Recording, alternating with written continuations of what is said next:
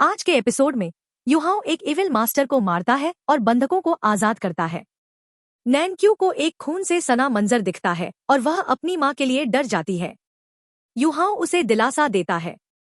फिर वो एक कमरे में नैनक्यू की मां को ढूंढते हैं, जो सोल सप्रेसिंग पाउडर की वजह से कमजोर है। युहाओ एंटीडोट देकर कहता है कि अब कोई उन्हें रोक नहीं सकता। वे फिन के बारे में बात करते हैं, जो अभी भी होटल में है। युहाओ कहता है कि मिलिट्री भी आ रही है और उन्हें जल्द निकलना होगा। तभी वो यान आ जाती है, जो युहाओ का पीछा कर रही थी। युहाओ फिन को जगाने होटल के कमरे में जाता है।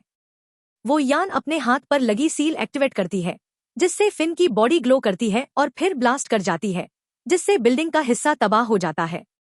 हमें सनमून एम्पायर के प्रिंस और उसकी वाइफ को दिखाया जाता है, जो समझते हैं कि बंधक ही असली निशाना थे।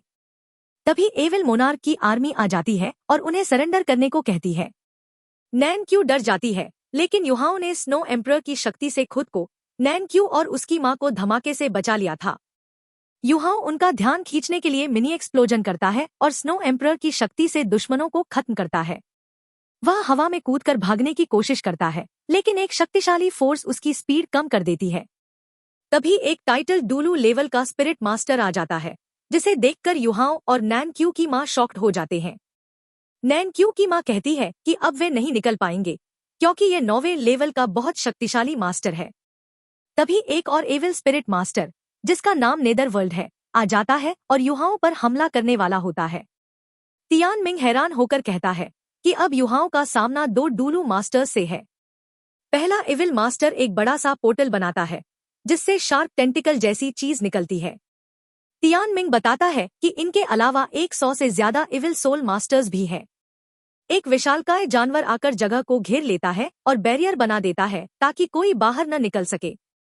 दूसरी ओर सैंडशियर और उसकी टीम बंधकों को सुरक्षित जगह ले जा रहे हैं। मिस गुई को युहाओ की चिंता होती है, पर जशी कहता है कि उन्हें अपने मिशन पर ध्यान देना चाहिए। ब्रदर है देखता है कि इविल मोनार्क की फौज उनका पीछा कर रही है, जिसमें उनका कमांडर मैकबुल भी है। जशी कहता है कि उन्हें अपने तय किए गए रास्ते पर ही चलना होगा और दुश्मनों का ध्यान भटकाना होगा। युहाओ दुश्मनों की फौज के बीच घिरा है। युहाओ अपनी शक्ति से हमला करता है, जिससे दुश्मन फ्रीज होकर तबाह हो जाते हैं।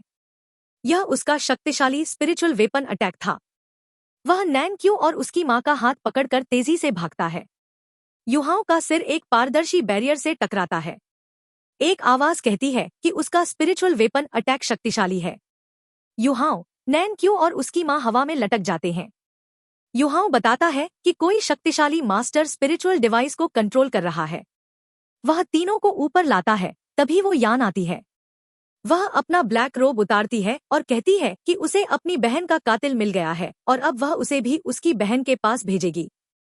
युहाओ समझ जाता है कि वह उसकी मारी हुई इविल स्पिरिट मास्टर की बात कर रही है। युहाओ एडमिट करता है कि उसने ही उसकी बहन को मारा था, क्योंकि वह एक इविल स्पिरिट मास्टर थी।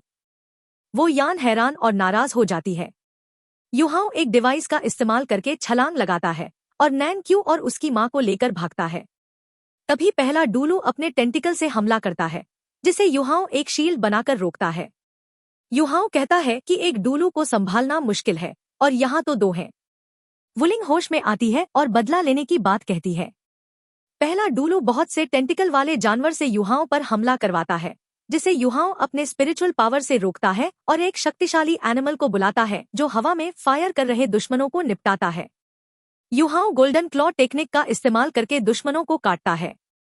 तभी टेंटिकल उसे जकड़ लेते हैं। एल्डर कहता है कि कोई उसके 9 लेवल के थंडर बाइंडिंग से बच नहीं पाएगा। तभी आसमान में एक सुनहरी रोशनी दिखती है। वैंक्वायर अपने गोल्डन ड्रैगन पर सवार होकर आ जाती है। वह आते ही तबाही मचाना शुरू कर देती है और विशालकाय एनिमल को स्पेयर से काट कर तबाह कर देती है। वह युहाओ के बगल में खड़ी हो जाती है। पहला डूलू कहता है कि कोई भी यहाँ से जिंदा नहीं जाएगा। युहाओ और वैंक्वायर पर हमला होता है, लेकिन वे दोनों बखूबी लड़ते हैं। युओ पूछता है कि वह यहाँ क्या कर रही है, जिस पर वैंक्वायर बताती है कि उसने युहाओ को खतरे में महसूस किया था। युहाओ कहता है कि उन्हें जल्द निकलना होगा। इविल वन अपने वेपन्स का पूरा इस्तेमाल कर रहे हैं। वैंक्वायर कहती है कि युहाओ का मिशन तभी सफल होगा जब वह सुरक्षित शर्क एकेडमी वापस आएगा, और वह उसे मरने नहीं देगी। वैंक्वायर और युहाओं अपनी शक्तिशाली टेक्निक्स को मिलाकर एक बड़ी सी आंख खोलते हैं। उस डिवाइन आई से शक्तिशाली रोशनी निकलती है जो इविल मोनार्क के हर एक व्यक्ति को आसानी से नॉकआउट कर देती है। पहला डुलू कहता है कि उनका अटैक बहुत शक्तिशाली है और लगता है जैसे वे उसकी किस्मत को कंट्रोल कर रहे हैं। युहाओं और वैंक्वायर नैन क्यू और उसकी मां के पास आते हैं। तभी पहला डुलू अपनी थंडर पावर का इस्तेमाल करके उन्हें रोकता है। वो हीन कहती है कि वे सुरक्षित नहीं निकल पाएंगे। नैन क्यू और उसकी मां युहाओं का शुक्रिया अदा करते हैं, लेकिन कहते हैं कि उन्हें छोड़ दे क्योंकि उनकी जान ज्यादा जरूरी है। युहाओं गुस्से में कहता है कि वह किसी को नहीं छोड़ेगा।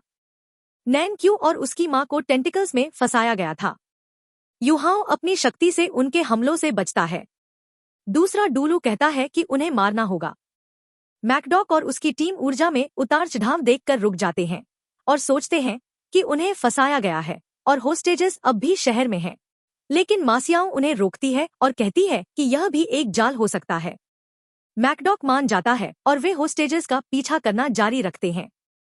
मासियाओं मन में कहती है कि वह इससे ज्यादा उनके लिए कुछ नहीं कर पाएगी। युहाओं और वैंक्वायर पर 3 सोल मास्टर्स हमला करते हैं। दूसरा डुलू लगातार उन पर स्लैश अटैक कर रहा है। वो यान और दूसरा डुलू उन्हें घेर लेते हैं। डॉट और स्केलेटन उन पर हमला करते हैं। दूसरा डुलू कहता है कि वह उन्हें मारकर अपनी सोल एनर्जी वापस पाएगा। युहाओं अपने गोल्डन क्लॉ से जानवरों का सफाया करता है और वैंक्वायर भी साथ देती है। दूसरा डुलू एक पोर्टल एक्टिवेट करता है और अनगिनत तलवारें निकालता है। नैन क्यू की मां युहाओं और वैंक्वायर को मुश्किल में देखकर परेशान हो जाती है। युहाओं की हालत और खराब होने लगती है, पर वह लड़ता रहता है और स्नो एम्प्रेस की शक्ति से जगह को फ्रीज कर देता है।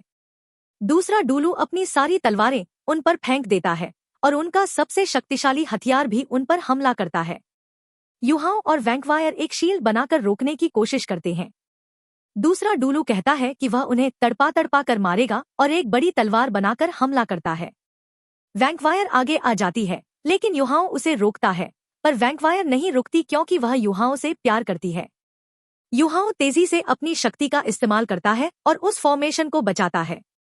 तभी युहाओं वैंक्वायर के आगे आ जाता है और वैंक्वायर कहती है कि वह नहीं मर सकता। वह शक्तिशाली हमला युहाओं को लगता है और आज का एपिसोड यहीं खत्म जाता है।